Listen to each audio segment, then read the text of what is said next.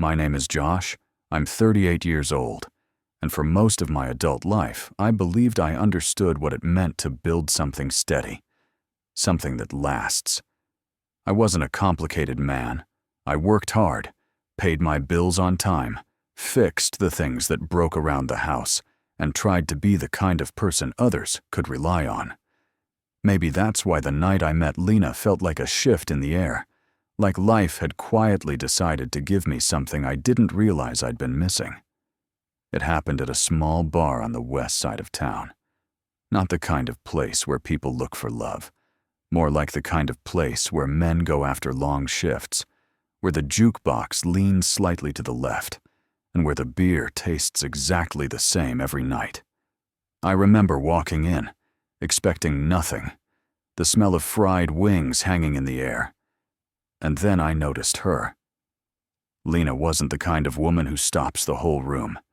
She wasn't overly glamorous, not a model, not the type to take your breath away instantly. But there was something deeply magnetic about her, the way she tucked her hair behind her ear when she was listening, the warmth in her eyes, the way she smiled as if she really meant it. She looked approachable, real. The kind of woman you could imagine having long conversations with at 2 a.m. about life, mistakes, and dreams you're almost embarrassed to admit. I sat next to her without intending to. The bar was crowded, and the only free seat happened to be beside her. She glanced at me, gave that soft half-smile of hers, and said, "Long day?" I laughed, the kind of laugh that comes out of you when someone asks the exact right question at the right time. We talked for hours. It felt strangely natural, as if we'd known each other longer than a few minutes. She told me she worked retail at the time, but was considering something different. She'd just ended a complicated on-again, off-again relationship. She didn't talk much about him, just said she was tired of feeling like she was drifting through life without direction. I told her I'd been single for a couple of years, focusing on work at the plant, trying to get my life into a place where it all made sense. She teased me for sounding like an old man at 32. I teased her for drinking beer slower than anyone I'd ever met. There was something in that first conversation that made me feel peaceful, like I didn't have to impress her, like being myself was somehow enough. We started dating soon after. Nothing dramatic, nothing rushed, just two people slowly weaving their lives together. I noticed early on that Lena had a quiet charisma, not showy, not loud, but warm. She made people feel seen. That's what pulled me in. Not beauty, though she was pretty in her own way. Not perfection. She had none, and didn't pretend to. But something inside her made me feel like I'd finally found someone who fit into the empty spaces of my life. A year later, we were married. We didn't have a huge wedding, just a simple ceremony, a few drinks afterward, some laughter, and a promise we both believed in. Married life came easily to us.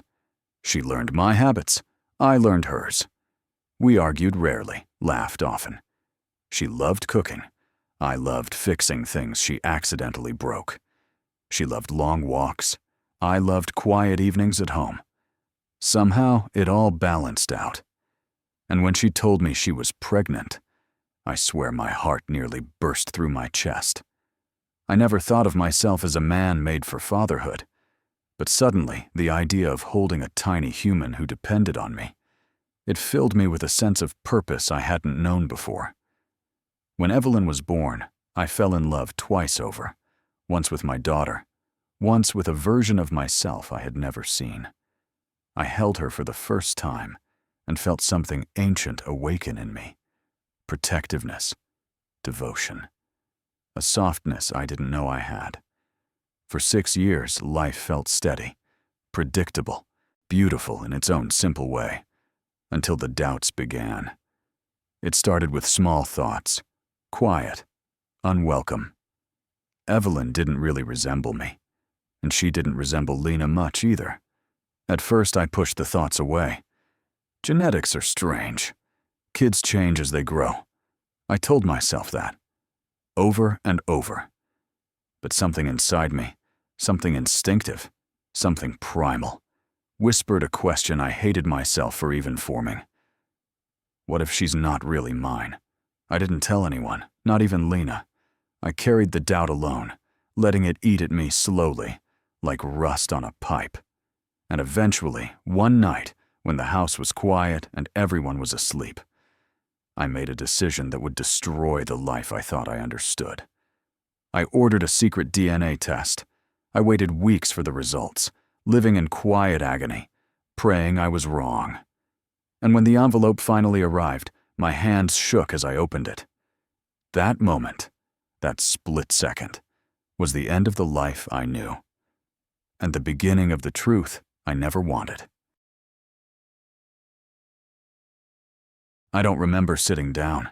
I don't remember breathing. All I remember is the sound of my heartbeat pounding in my ears as I stared at the DNA results, reading the same sentence again and again. Probability of paternity, 0%. I thought maybe I misread it. Maybe the test was wrong. Maybe they mixed up the samples. My mind began throwing excuses at me like life preservers in a storm. But the truth was right there in cold, clinical writing. A truth so sharp it cut through the foundation of everything I believed about my family. I don't know how long I sat there. Minutes. Hours. Time behaved strangely that day. My whole body felt numb, as if every nerve had gone quiet to protect me from what my mind already understood. Evelyn, my daughter, the child I held on her first day of life, the little girl who ran to me after work with paint-stained hands, was not mine. Not biologically. Not in the way Lena had always allowed me to believe. And yet, the pain wasn't just that she wasn't mine. It was that Lena knew. She had to have known. You don't hide something this big by accident. I wanted to scream. I wanted to break something. But instead, I sat in silence, staring at a sheet of paper that had managed to destroy 6 years of memories in a single moment. Eventually, my anger turned into something colder. Resolve. I needed answers. I needed the truth. All of it. Even if it broke me completely. That evening, when Lena walked through the door with groceries, she took one look at my face and froze. She didn't ask what was wrong. She didn't try to pretend. She just put the bags down slowly and whispered, "You found out, didn't you?" My heart dropped. She knew exactly what I meant without seeing the test. That alone told me more than any document could. "Sit," I said quietly. She obeyed, hands shaking, eyes filled with a kind of fear I had never seen in her. Not fear of me, fear of consequences finally catching up. I handed her the results. She didn't look at them right away. She just closed her eyes and began to cry. Not dramatically, not loudly, but with a kind of broken honesty I couldn't ignore. "Josh, I'm so sorry." "Whose child is she?" My voice cracked. "Tell me the truth." Lena wiped her face with trembling fingers. "His name is David," she whispered. "We were seeing each other. Inconsistently. On and off. Before you and I became serious. I ended things with him because I fell in love with you. I swear to you, Josh, I fell in love with you. But when I realized I was pregnant, I didn't know who the father was. And you never told me?" It came out sharper than I expected. She shook her head helplessly. "I couldn't. I was terrified. You were stable, dependable. You were everything he wasn't. I thought, I hoped, that maybe the baby was yours. And when she was born, I convinced myself she had your eyes, or your smile.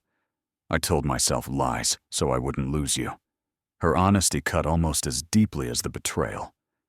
"You took away my choice," I said, my voice quiet but shaking. "I had the right to know. I had the right to decide what kind of life I wanted to build." "I know," she cried, "and I hate myself for it. But I loved you so much, Josh. I didn't want our family to disappear before it even started." Her words were painful to hear because they were so human, so flawed. But truth doesn't erase hurt, and lies don't disappear just because someone regrets them. "Did you ever plan to tell me?" I asked. She hesitated, and in that hesitation, I learned everything I needed to know. "No," she whispered. "I was going to take this secret to my grave." I stood up. I couldn't breathe in that room anymore. I couldn't look at her without feeling both love and pain twisting together inside me. "I need time," I muttered, grabbing my keys. "Josh, please don't leave." But I did. I walked out the door, out of the house, out of the life I thought was mine. The hardest part wasn't leaving Lena. It wasn't even the betrayal. It was knowing that the little girl sleeping 2 rooms away, a child who loved me unconditionally, would wake up tomorrow and wonder why Daddy wasn't there. And that guilt followed me like a shadow I couldn't outrun. The first night alone in my new apartment felt like punishment and relief at the same time. Relief because I could finally breathe without feeling like I was drowning in betrayal. Punishment because I had willingly walked away from the only family I ever had. The place was small. Too small, in fact, for the life I came from. I went from a warm home to 4 walls painted beige, a narrow kitchen, and a couch I bought secondhand. But the silence was the strangest thing. In my old house, I could always hear something. Evelyn running around, Lena humming to herself in the kitchen, a TV playing softly in the background. Here, there was nothing. I sat on the couch and stared at the wall for what felt like hours. I didn't cry. I didn't shout. I didn't break down. I just felt empty. Losing trust is a peculiar kind of grief. You're mourning something that's still alive, a relationship still standing, a woman still loving you, a child still calling you daddy. But the foundation underneath it, the invisible part that keeps the whole structure together, collapses quietly. The next morning, I went to work and pretended everything was fine. Men are good at that. Too good, maybe. Days turned into weeks. Weeks turned into months. Lena texted me often at first. "Can we talk?" "I'm sorry. Evelyn misses you." "Please come for dinner. You don't have to talk to me. Just spend time with her." But I ignored most of the messages, not because I hated her, but because every message reminded me of the secret she carried through every year of our marriage. A secret that lived in her smile, in our photos, in every bedtime story we read to Evelyn.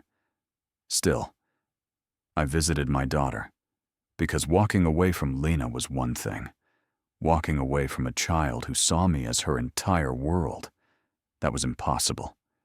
The first time I saw her after moving out, she ran toward me so fast she almost tripped. Her small arms wrapped around my neck, her voice bursting. "Daddy! Daddy! Where did you go? Why aren't you home?"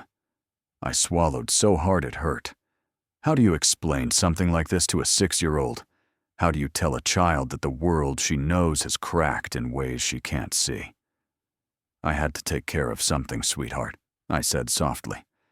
"But I'm here now." The worst part, she didn't look like me, and yet I saw myself in her in every other way. In how she laughed, in how she hugged, in how she trusted. Biology may shape a face, but love shapes a bond. Over the next year, I settled into a strange rhythm. Work during the day, quiet nights in the apartment, visits with Evelyn twice a week. She would always ask the same question before I left. "Daddy, when are you coming back home?"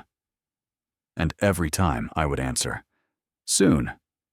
Not because I planned to, but because I couldn't bear to see disappointment in her eyes. Meanwhile, Lena changed. People like to say betrayal makes the betrayer defensive, angry, or distant. But Lena did the opposite. She became quieter, calmer, almost humbled. She never dated anyone during that year. I know that for a fact, people talk in small towns. She went to work, came home, cooked for Evelyn, and sometimes sat on the porch, looking into the distance, as if waiting for something she didn't believe would happen. Sometimes, when I dropped Evelyn off, I'd see Lena standing by the window, watching me walk back to my car. Not chasing, not begging, just looking. Like someone who knew she had broken something irreplaceable and was accepting the consequences. But here's the part I didn't expect. Despite everything, despite the lies, despite the betrayal that cut deeper than any I had known, I still felt something for her. Not the same love as before, not the blind trust, but a pull, a warmth I tried to kill but couldn't. It was confusing. How can a man love someone who broke him? But the truth is simple. You don't choose who you love. You choose what to do about it. And for a long time I chose distance. But lately, in the quiet moments, when I sit alone in my apartment at night, I find myself wondering if the distance is helping or hurting. I think about the early days, the quiet bar where we met, her shy smile, our wedding day, Evelyn's first steps, Christmas mornings, Sunday mornings when the house was warm and smelled like pancakes. Were those moments lies too? Or were they real, even if built on a foundation of one terrible choice? Can a good life still be real if its origin was flawed? The more time passes, the more I feel the edges of my anger softening, not disappearing, but rounding out, becoming something I can carry without breaking. And sometimes, late at night, I catch myself asking questions I never thought I'd ask. Have I punished her enough? Have I punished myself enough? Is pride worth losing a family over? Is forgiveness weakness or strength? For a year, I've lived without a map. No clear answers, no clear direction. Just a man torn between the hurt he carries and the love he can't let go of. And now, something inside me, something small but persistent, has begun whispering that maybe, just maybe, walking away wasn't the end of the story. Maybe it was the beginning of choosing what truly matters. A full year has passed since I walked out of the house I once believed would be my forever home. Strange how quickly a life can split in two, the before and the after. The man I was before the DNA test died quietly the moment I opened that envelope. But the man I became afterward is still trying to understand who he is supposed to be now. On paper, everything looks stable. I work my shifts, pay my bills, stay out of trouble. I see Evelyn regularly. She grows more confident, more curious, more herself each day. She still calls me daddy without hesitation, and every time she does, something in me aches and heals at the same time. But the one thing that hasn't changed is the pull I feel toward the family I left behind. It's not easy to admit that out loud. People like to pretend men are simple, hurt us once, and we walk away forever. But real life isn't like that. Real love isn't like that. Sometimes, late in the evening, when I've dropped Evelyn off and I'm walking back to my car, I see Lena standing in the hallway with that same expression she's had for months, a quiet mix of hope and regret. She never pushes, never begs, never reaches for my hand. But I can feel her waiting, like someone standing still while the world moves around her. We've spoken a few times, small things. How was your day? Do you need anything for her school project? Conversation that's polite but fragile, like stepping on glass without knowing where it will crack. And each time when I turn to leave, I feel something heavy pressing on my chest. Not guilt, not anger, but longing. For the home I lost, for the life that could have been, for the woman I still love, despite everything she did. That's the hardest part to explain. I didn't stop loving her. I stopped trusting her. Those are not the same thing. But rebuilding one requires destroying the other, and I don't know if I have the strength for that. In the past months, I've caught myself imagining two futures. In the first future, I stay on the path I'm walking now, alone. Evelyn grows up knowing her parents live separately but respect each other. I meet someone else someday. Life is stable, predictable, safe. No risk of betrayal because I've already lived through the worst of it. It's the logical path, the rational path, the one most people would tell me to choose. But then there's the second future, the one I try not to picture too vividly because it scares me. In that future, I go back home. Not blindly, not instantly, but slowly, with boundaries and honesty and painful conversations that peel open old wounds so they can finally heal right. In that future, I forgive Lena, not because she deserves it, not because it erases what she did, but because forgiveness is the only way to stop carrying a weight that's been crushing me from the inside. In that future, I walk into that house, sit at the kitchen table, and let myself feel everything I've been running from. The love, the anger, the grief, the hope. In that future, I give my daughter the closest thing to a whole family I can. That future terrifies me more than the first one. Not because it's wrong, but because it requires me to open a door I slammed shut. It requires vulnerability. And vulnerability, after betrayal, feels like standing barefoot on broken glass. I've spent a year convincing myself that leaving was the strong choice. But what if strength isn't always walking away? What if strength is choosing to rebuild something that once broke you? Last week, something happened that shook me more than I expected. I went to pick up Evelyn. She was drawing at the table. A bright picture with uneven lines and wild colors. When she saw me, she ran over with the paper in her hand. "Daddy, look! It's us!" 3 stick figures. 1 tall man, 1 woman. 1 small girl in the middle holding both their hands. I stared at it longer than I should have. Lena stood in the doorway watching us. Not speaking, not interrupting. Just watching with eyes full of a hurt I couldn't fix, and a hope I didn't know how to answer. And for the first time since leaving, I felt something shift inside me. Not forgiveness, not clarity, but possibility. Maybe not today. Maybe not tomorrow. But someday, maybe, I could come home. Not because everything is fine, not because I've forgotten, but because love didn't die, even when trust did. And love, real love, is rare, hard to find, harder to replace. So here I am now, standing at the edge of a decision that will shape the rest of my life. Do I try to rebuild a family that still exists in every drawing my daughter makes? Or do I walk away from something I may never find again, simply because my pride won't let me forgive? I honestly don't know. So I'm asking you, the person listening to this, wherever you are, whoever you are, if you were in my place, what would you do? Would you return to a woman who lied but still loves you? Would you rebuild a home for the sake of a child who sees you as her father, no matter what the DNA says? Or would you walk away forever, choosing pride over possibility? Because right now, standing between the life I lost and the life I could still have, I truly don't know which path leads to peace.